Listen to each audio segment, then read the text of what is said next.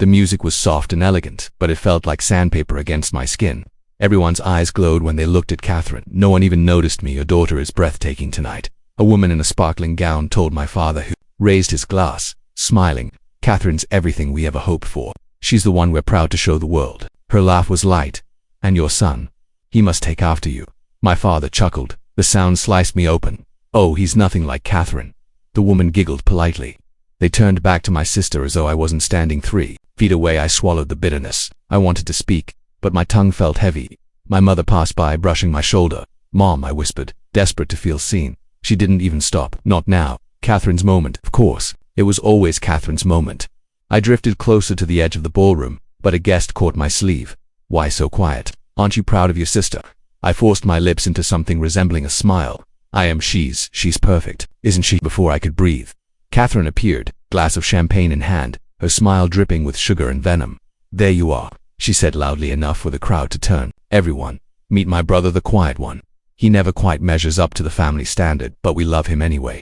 Laughter. Nervous, stilted, but laughter all the same. My throat burned. Catherine, don't, what? She tilted her head, feigning innocence. Don't tell the truth. I'm standing right here. My voice cracked, and yet she said sweetly, you're still invisible. Someone snorted. I wanted to disappear into the marble floor. Friend of mine, Marcus, edged forward, concern in his eyes. Hey man, you good? Ignore her. Come on, let's Marcus. Catherine's voice sliced the air. Don't encourage him. He thrives on pity. I clenched my fists. I don't need pity. Oh, she sipped her drink slowly, savoring the spectacle. Then what do you need? Applause, recognition, a medal for surviving as Catherine's brother. The guests chuckled again, torn between politeness and cruelty. My father's voice boomed across the room. Catherine, enough. Don't waste energy on nonsense. Nonsense. That's all I was. I turned toward him. Dad, why do you always? He waved me off, already laughing with another guest. The rejection was sharp. Final, I looked at my mother, silently pleading, her lips pressed into a thin line. She shook her head. Don't make a scene. My chest caved in. I leaned toward Catherine, my words barely a whisper but heavy enough to tremble. You enjoy this, don't you? Watching me crumble. Her eyes glistened with victory. Of course I do. You were never competition. You were just convenient background noise. The words echoed louder than the string quartet in the corner. I felt Marcus tug my arm. Man, let's just go outside for a minute. But I couldn't move. I couldn't breathe. I forced myself to stand taller, though my voice quaked. One day, Catherine, one day you'll regret erasing me. She leaned close, her smile brushing against my ear. The world doesn't even know you exist. The crowds, laughter, the clinking glasses, the applause for her, all of it blurred in me. I stood in the middle of it, dying quietly while everyone else celebrated life. The clinking of glasses silenced the room. My father rose with a smile so wide it almost blinded me. Tonight, he said, raising his champagne high, we celebrate Catherine. She is the daughter any parent would pray for. Brilliant, beautiful, accomplished. Applause thundered. I kept my glass lowered. He went on, his voice swelling with pride. We only have one shining star in this family. The words hit like a fist. One star, one child worth celebrating. Someone near me laughed softly. Others clapped. My chest burned as though my ribs were collapsing inward. I stared at my mother across the table. Her eyes were on Catherine, glowing with approval. When the applause died, I leaned closer to her, whispering, did you hear what he said about me? She didn't even blink. Don't start drama tonight. Drama. My voice trembled. He erased me in front of everyone. Her hand tightened on her glass. Lower your voice. I wanted to scream, but I swallowed the fire and pushed back from the table. I barely made it 3 steps before Catherine glided toward me, champagne flute in hand, eyes sparkling like she'd just won another prize. You should be grateful I let you stand here, she said sweetly. My throat tightened. Grateful? Yes, she tilted her glass. You get to breathe the same air as people who matter. That's more than you deserve. My pulse pounded. Why do you do this? Because it's fun. She leaned closer, her whisper sharp as a blade. Watching you squirm is the only time you're worth anything. I clenched my fists. I didn't ask to compete with you. Her laughter spilled like poison. Compete? That would imply you had a chance. I'm still your brother, I said, my voice cracking. You're a shadow, she replied. You exist only because I stand in the light. Guests around us. We're trying not to look, but I saw the smirks, the quick glances. I was entertainment, a sideshow. I tried to steady my breathing. One day you'll regret erasing me. Her grin widened. The world doesn't even know you exist. The words echoed louder than the applause ever had. I looked toward my mother again. She was laughing at something a guest whispered, pretending not to notice me. My father clinked glasses with a man across the room, already moving on from his toast. I stood there, choking on silence. The invisible sun at his sister's perfect celebration, and I knew if I disappeared right then, Not a single glass would. Stopped mid-air. The laughter from the ballroom faded as I stepped into the side hallway. My ears caught the low murmur of relatives behind a half-closed door. "Poor boy," one voice said softly. "Always overshadowed by Catherine," another replied. "Best not to bring it up. The family doesn't like it." My chest tightened. I pushed the door open. Their eyes widened. Silence swallowed the room. "Go on," I said, my voice sharp. "Don't stop on my account." A cousin shifted uncomfortably. "We were just talking about me. I heard you." My throat burned. "Is that how you see me? A shadow?" No one answered. My uncle cleared his throat. "Best not to stir trouble, son." "Trouble?" My voice cracked. "The trouble is pretending I don't exist while praising Catherine like she's a saint." One of the women muttered, "It's Catherine's night. You shouldn't." I cut her off. "It's always Catherine's night, always, and I'm the fool who shows up, hoping someone might notice me." They looked at the floor, at the walls, anywhere but me. That subtless, cowardly suffocating felt worse than if they'd spat in my face. I walked out before they could say another word. The corridor was colder than the ballroom. I found my father leaning against the wall, talking to a man in a dark suit. The man excused himself when he saw me. "Dad," I said, forcing steadiness into my voice, "why do you treat me like I don't exist?" He raised an eyebrow. "Not this again." "Yes, this again." My voice shook. "Do you have any idea how it feels to stand in a room full of people and hear you call Catherine the only star in this family?" He sighed, as though I were exhausting him. "Because she brings honor, she shines. People respect her. And me." My words cut out in fragments. "What am I to you? You don't bring honor like Catherine does." His tone was flat. Final dot. My stomach dropped. I felt the walls pressing in every breath like shards of glass. "So that's, it'll never be enough for you, will I?" He looked at me for a second, cold, unreadable, then turned and walked away. No answer, just footsteps fading into the distance. The silence he left behind was louder than any insult. The music swelled as I stepped back into the ballroom, but I barely heard it. My chest still throbbed from my father's words, from the silence that followed me like a curse. "Everyone," Catherine's voice rang out, crisp, practiced. "Let me introduce you to my brother, the one who never quite measured up." Laughter rippled through the crowd. Not full laughter, just sharp enough to sting. I froze under their eyes. My throat burned, but the words scraped out anyway. "Do you ever get tired of humiliating me?" Her head tilted, eyes glittering. "Do you ever get tired of failing?" A guest chuckled, then quickly looked away when I met his gaze. I clenched my fists. "You think this is funny? Watching me unravel?" "Yes." Her smile cut like glass. "Because the more you fight, the more pathetic you look." I felt the air around me press in, heavy with whispers. "You don't know what it's like to live in your shadow." "Shadow?" She sipped her drink slowly, savoring the cruelty. "You're not even that. Shadows get noticed when the light shifts you." She let her gaze wander over me with contempt. "You're a mistake. Everyone's too polite to acknowledge." Heat surged into my face. My body shook, not from weakness but from rage that had nowhere left to hide. "Say what you want, but I'm still here. I'm still your brother. You're nothing but an embarrassment." Her voice didn't falter. "And the sooner you accept that, the easier it'll be for all of us." Gasps rose from the crowd, some nervous, some entertained. I stepped closer, lowering my voice so only she could hear. "You'll destroy me in front of them, but when it's just us, do you ever wonder if it's enough? Does it fill that hollow place in you?" She laughed, sharp and cruel. "The only hollow thing here is you." I wanted to leave. I wanted to vanish, but my legs locked in place and my voice burst out before I could stop it. "I'm bleeding." Inside Catherine and you, I spun toward the room, toward the faces staring at me. "All of you don't care." The music stopped. The chatter froze. The ballroom was silent. My mother was suddenly beside me, her nails digging into my arm. Her whisper was venom. "You're ruining her night again. Her night always. Her night." I shook free. "Her night. I can't breathe in this family. And you want me to smile, clap, and disappear again." A murmur rippled across the guests. Some looked down. Others exchanged uncomfortable glances, but none of them spoke. Their silence pressed against my skull until I thought it would split. Catherine leaned in, close enough for only me to hear. Her smile didn't waver. "That's why no one will ever believe you." The words drilled into me deeper than her. Laughter, deeper than the guests' whispers.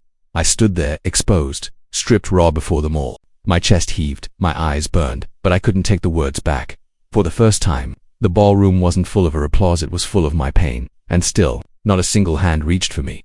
The car doors shut with a dull thud. The air inside was thick, heavy. I could hear my own breathing louder than I wanted to. No one spoke. No one even looked at me. The engine hummed, the tires hummed, but all of it just made the silence sharper. I stared at the back of my father's head until the words clawed their way out. "Why do you all hate me so much?" My mother's sigh was quick, irritated, like I had asked for the moon. "Stop exaggerating." Exaggerating. I wanted to laugh, but the sound stuck in my throat. My father's voice came low, almost a growl. "You embarrass us." I leaned forward, my chest burning. embarrass you by existing. Catherine chuckled softly like she was enjoying a private show. Don't worry. Nobody noticed you anyway. Her words slid into me like ice. I clenched my fists against my knees. Nobody noticed, you made sure of that. Every look, every joke, every shove into the shadows, you did that. Or maybe you just don't shine, she said sweetly, as if that settled it. I turned to my mother. You're just going to let her say that? You've always let her say everything. Enough. My mother's tone was flat, rehearsed. Not everything is about you. I wanted to scream. I could drop dead and you wouldn't blink. The car stayed quiet. No denial, no gasp, not even a muttered word of comfort. I swallowed hard. Say something, anything. The only response was the sound of the turn signal clicking, left, right, like a metronome, keeping time with my anger. I leaned back, the leather seat cold against my skin. My voice cracked despite me trying to keep it steady. Do you know what it feels like to sit in a room full of people and realize you're invisible? Do you know what it's like to watch your own family clap for someone else while you're bleeding out inside? Still, silence. Catherine smirked, her reflection catching in the dark window. You really do love playing the victim, I snapped. Toward her victim. I never asked for this. I never asked to be compared, mocked, erased, then stopped being so easy to erase. Her voice was casual, like she wasn't aware she had just gutted me. My father muttered, keep your voice down, you're making a scene, in a car. I laughed bitterly. Who am I making a scene for? The steering wheel, the dashboard. No one answered. The silence grew heavier. It wasn't the silence of peace, it was punishment. It pressed against my ears, my chest, my ribs until I could barely breathe. I whispered, you'd be happier if I wasn't here, wouldn't you? No one denied it. I looked out the window, the streetlights flashing across my face like tiny spotlights, each one reminding me that even here, even now, I wasn't seen. I pressed my forehead against the glass. My breath fogged it, then disappeared, leaving no trace. Just like me, I wanted them to fight back, to shout, to deny it, anything but this, anything but their silence, which told me louder than words ever could. They agreed. The ride stretched on, endless. Every second another confirmation, every silence another knife. I sat there in the cold, surrounded by the people who should have loved me most, realizing they had already buried me in their hearts long ago. The door clicked shut behind me, and the weight of the car ride followed me into the dark. I didn't bother turning on the lights. My room felt safer in shadows. My phone buzzed once, then again. I almost ignored it, but the name flashing across the screen stopped me. I whispered, my voice already cracking. Something's wrong. I can hear it. My best friend said, no hesitation. Talk to me. I sat down hard on the edge of the bed. They made me feel like I'm not even human tonight. Who did? My family. Who else? I pressed the heel of my hand against my eyes. I asked them why they hate me so much. Do you know what they said? My father said I embarrass them. My mother said I exaggerate. Catherine laughed and told me nobody even noticed I was there. A sharp inhale came through the line. That's cruel. It's normal. My laugh was hollow. That's the worst part. It's so normal I almost believed them. No, my friend's voice hardened. You don't get to believe that. You are more than their cruelty. Am I? My throat burned. Because right now I feel like nothing, like air they have to breathe, but wish they didn't. You are not nothing. You're the strongest person I know. You keep standing even when they try to grind you into the floor. Tears slipped before I could stop them. I'm tired, God. I'm so tired. Tired of fighting shadows that nobody else sees. Tired of screaming into silence. They want you to believe the silence means you're worthless. It doesn't. It means they're too small to face you. I shook my head, though they couldn't see me. They didn't even deny it. I told them I could drop dead and they wouldn't blink. Do you know what happened? Nothing. Just silence. Like I wasn't worth even a lie. That silence says everything about them. Not you. I gripped the phone tighter. My knuckles ached. But what if I can't carry this anymore? What if... One day I just stopped. There was a long pause on the other end. When my friend finally spoke, the words were steady, unshakable. Then you call me before that day ever comes. You hear me. You don't stop. You don't disappear. Because you're not alone, no matter how much they want you to feel that way.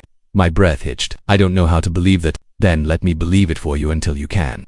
The dam inside me cracked wide open. I pressed the phone against my ear like it was the only thing keeping me tethered. I feel so small, I admitted. So invisible. Like I've been erased. Before I even had a chance to exist. Then write yourself back in. Speak louder, take up space they tried to steal from you. You are not their shadow. I don't know if I have the strength. You do, because you just told me the truth. That takes strength they'll never have. Silence hung for a moment, but it wasn't the violent silence of my family's car. This one wrapped around me differently, like a pause that gave me permission to breathe. I hate how much I want them to love me. I whispered, you're human. Wanting love doesn't make you weak, but giving them the power to define your worth, that's what you're going to stop doing. A shaky laugh escaped me through the tears. You make it sound so easy. It won't be easy, but it'll be possible when you're not doing it alone.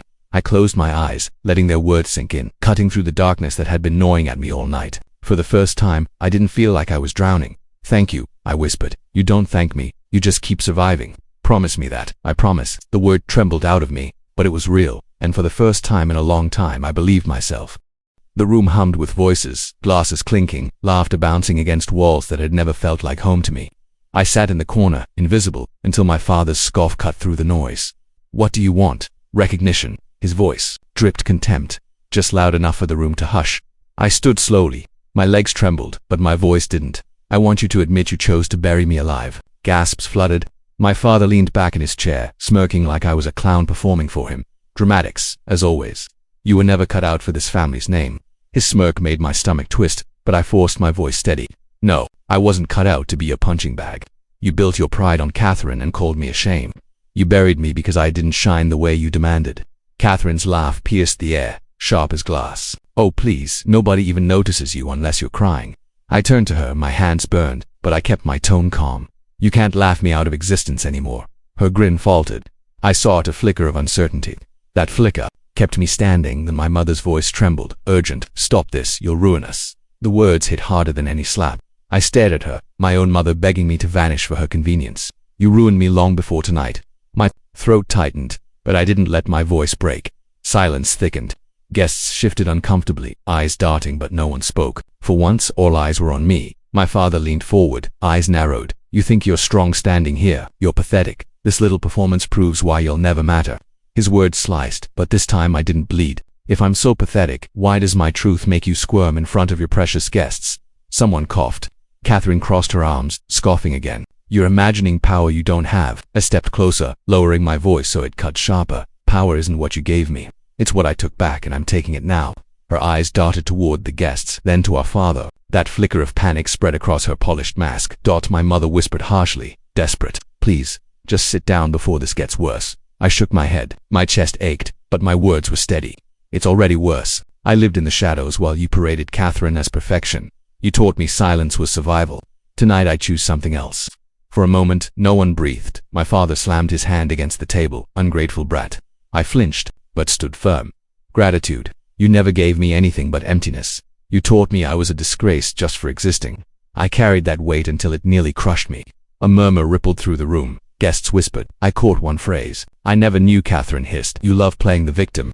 "Maybe if you had tried harder," I cut her off. "We've tried harder to be you, to be what they wanted." "No." I refused to spend another second begging for scraps of love. She opened her mouth, but nothing came out. I turned slowly, letting the silence stretch. My voice dropped to a whisper that carried anyway. "You can't erase me anymore. Not tonight. Not ever again." The air felt different, heavy, electric.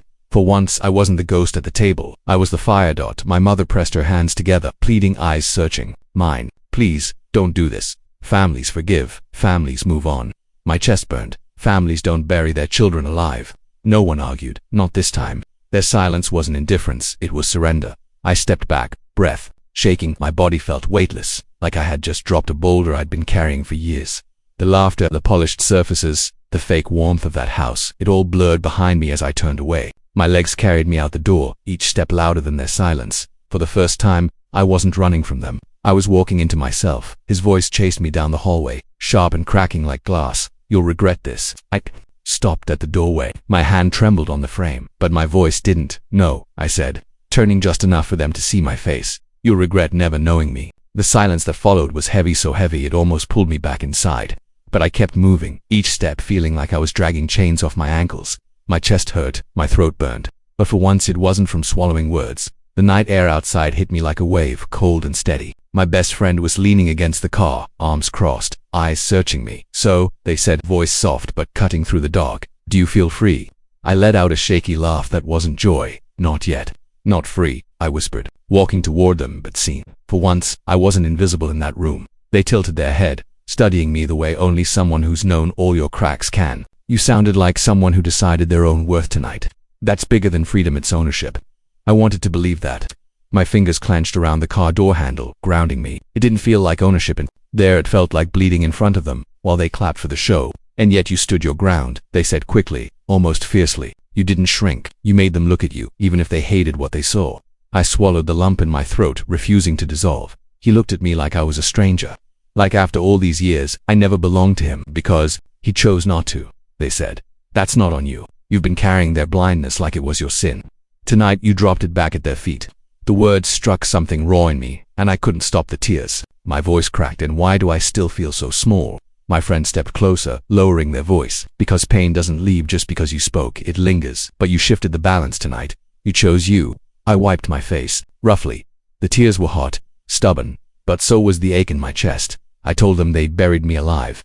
I said it out loud, and they heard it. My friend pressed. Even if they deny it, even if they twist it, they can't unhear you. That's power. That's survival turning into defiance. I leaned back against the car, staring at the dark sky.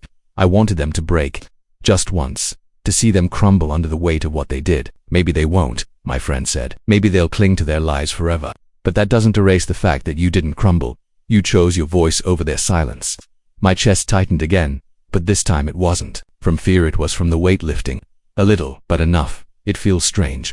Like winning a fight I never wanted to have. That's what survival is, they answered. Winning battles you never chose, just to claim the right to exist as yourself. I let the words settle. They hurt, but they also healed. For the first time, I wasn't choking on silence. I turned to my friend, voice steadier than I expected. I don't know what tomorrow looks like, but tonight I finally said it. All of it. They placed a hand on my shoulder. And that means tomorrow, you start living as the one who said it, not as a shadow. They pushed into the corner. The wind picked up, carrying the muffled sound of music from inside the house, but it felt like it belonged to a world I no longer lived in. I breathed deeply. Not free, I repeated softly, but seen, and maybe that's enough for now. It is, my friend said firmly. It's the beginning of something bigger. I closed my eyes, letting the quiet wrap around me. For the first time, the silence didn't feel like erasure. It felt like mine.